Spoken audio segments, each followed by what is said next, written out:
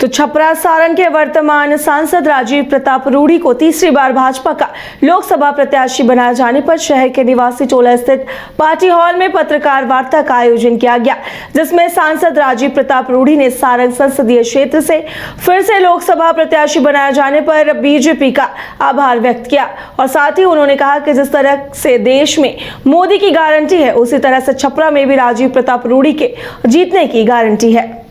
Media है और सारण के भी मीडिया है, तो सबसे पहले मैं आभार व्यक्त करना चाहूँगा भारतीय जनता पार्टी और साथ साथ एनडीए अलायंस का, जिन्होंने मुझे फिर से एक बार भारतीय जनता पार्टी के प्रत्याशी के रूप में, एनडीए के अलायंस पार्टनर के रूप में मुझे फिर से एक बार चुनाव लड़ने का सारण संसदीय क्षेत्र से मौका दिया है। हमारे साथ आज उपस्थित हैं हमारे दाहिनी तरफ हमारे जगन्नाथ ठाकुर जी, जो इस पूरे चुनाव के प्रभारी प्रदेश के उपाध्यक्ष हैं। हमारे साथ बाईं तरफ हमारे माननीय विधायकगण हैं, पूरे प्रदेश के मीडिया हैं और सारण के भी मीडिया है, तो सबसे पहले मैं आभार व्यक्त करना चाहूँगा भारतीय जनता पार्टी और साथ साथ एनडीए अलायंस का, जिन्होंने मुझे फिर से एक बार भारतीय जनता पार्टी के प्रत्याशी के रूप में, एनडीए के अलायंस पार्टनर के रूप में मुझे फिर से एक बार चुनाव लड़ने का सारण संसदीय क्षेत्र से मौका दिया है। हमारे साथ आज उपस्थित हैं हमारे दाहिनी तरफ हमारे जगन्नाथ ठाकुर जी, जो इस पूरे चुनाव के प्रभारी प्रदेश के उपाध्यक्ष हैं।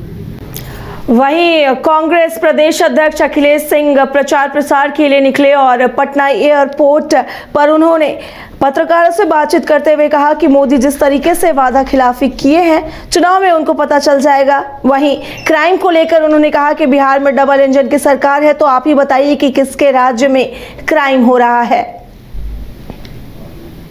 करेंगे क्या असर पड़ेगा सर बिहार में? कोई असर नहीं पड़ेगा। जिस तरह का वादा खिलाफी देश की जनता के साथ नरेंद्र मोदी जी ने किया है, उसका निश्चित रूप से यहाँ की जनता और पूरे देश की जनता जवाब देगी। जिस तरह से महंगाई बढ़ी है बेतहाशा, जिस तरह से बेरोजगारी बढ़ी है, किसी के पास नौकरी नहीं, घर में चूल्हा चक्की चलाने वाले लोगों और ख़ास करके गरीबों के थाल से दाल और सब्जी तक गायब है, उस स्थिति में निश्चित रूप से उनको जवाब देगा और परिवर्तन की लहर बनेगी। प्रधानमंत्री ने कल कहा है कि बिहार में डबल इंजन की सरकार है, वही जंगल राज किए हुए है। हर जगह कहीं रेप का खबर छपता है, कहीं चोरी डकैती का छपता है, कहीं पुल गिर जा रहा है एक साल के अंदर, तो जंगल राज।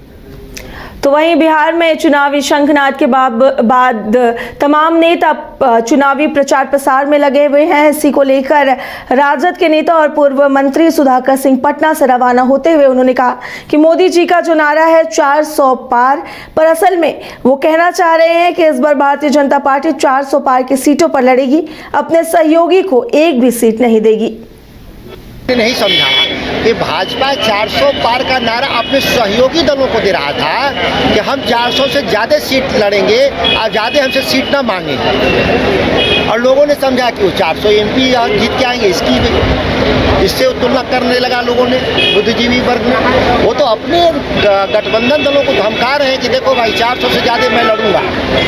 बार बार ये भी कहा जा रहा है कि इस बार फिर से मोदी लहर है और विपक्ष तितर बितर हो जाएगा, कहीं विपक्ष नहीं दिखेगा। मोदी जी को मोदी लहर केवल मोदी जी को दिख रहा है।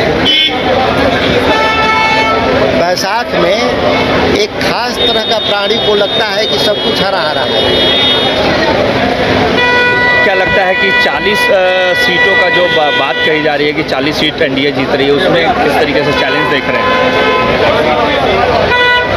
भाजपा और जदयू अपना बिहार में सम्मान बचा ले, इतना ही काफ़ी है। सम्मान बचा ले, सम्मानजनक लड़ाई लड़ ले। तो वहीं पटना एयरपोर्ट पर पहुंचे प्रवीण तोगड़िया ने भी अपना बयान दिया है। आपको बता दें कि उन्होंने साफ तौर पर कहा कि पटना भारत का अभिन्न हिस्सा है और चूंकि चुनाव सर पर आ चुका है, इसलिए हम हिंदुओं को जगाने के लिए और उनसे मतदान में भाग लेने के लिए अपील करने के लिए पटना पहुंचे हैं। वहीं राम मंदिर वाले सवाल पर उन्होंने कहा कि चुनाव में राम मंदिर का मुद्दा कभी नहीं था, कभी भी राम मंदिर श्रद्धा का मुद्दा था और ये बन गया है, ये खुशी की बात है। इसके अलावा काशी और मथुरा भी बनेगा। राम मंदिर कोई चुनाव का मुद्दा न था न है। राम मंदिर श्रद्धा का मुद्दा था इसलिए राम मंदिर बन गया उनका आनंद है और काशी मथुरा भी बनेगा। आपने राम मंदिर को लेकर कहा था कि राम मंदिर बन तो गया है लेकिन उसे तोड़ने वाले भी कई हैं। हाँ, राम मंदिर तो बन गया है, पर जिन्होंने मंदिर तोड़ा है वह ताकतें भारत में आज भी जिंदा है और उनकी खुराफत अभी भी भारत में चालू है।